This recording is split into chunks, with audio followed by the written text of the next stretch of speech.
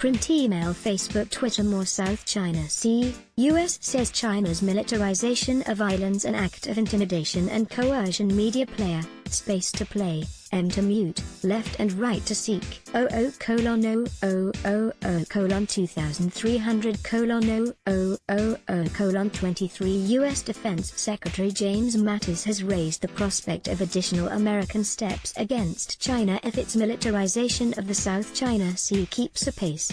Mr. Mattis said Beijing was intimidating and coercing others in the region by putting weapons systems on man-made islands. US President Donald Trump, backing the remarks by his Pentagon chief at an international security forum in Singapore, said on Twitter, "Very surprised that China would be doing this?"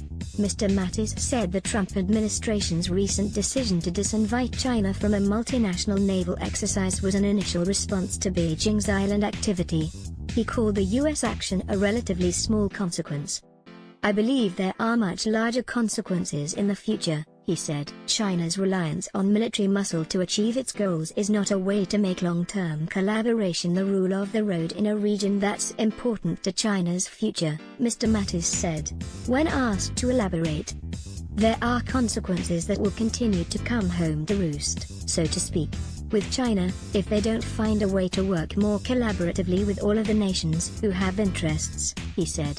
The bluster comes at a delicate time in US-China relations, as the Trump administration is warily asking for China's help with North Korea ahead of a June 12 summit, while also threatening a trade war. Mr. Trump renewed his threat to hike tariffs on Chinese goods, just days before his Commerce Secretary arrived in Beijing on Saturday for trade talks. Mr. Mattis said there was little doubt about Beijing's intentions. Despite China's claims to the contrary, the placement of these weapons systems is tied directly to military use for the purposes of intimidation and coercion, Mr. Mattis said at the annual Shangri-La Dialogue. China recently has deployed anti-ship missiles, surface-to-air missiles, electronic jammers and other equipment on the Spratly Islands, and landed a bomber aircraft at Woody Island. Mr. Mattis also touched on Taiwan, a long-standing dispute between the US and China. He said Washington would continue to provide defense equipment and services to Taiwan and oppose any effort to alter the status quo. The Chinese government and the Chinese people resolutely oppose US arms sales to Taiwan as well as any official contact with Taiwan and upgrading ties with Taiwan in any way, said He Li, vice president of the Academy of Military Science of the Chinese People's Liberation Army.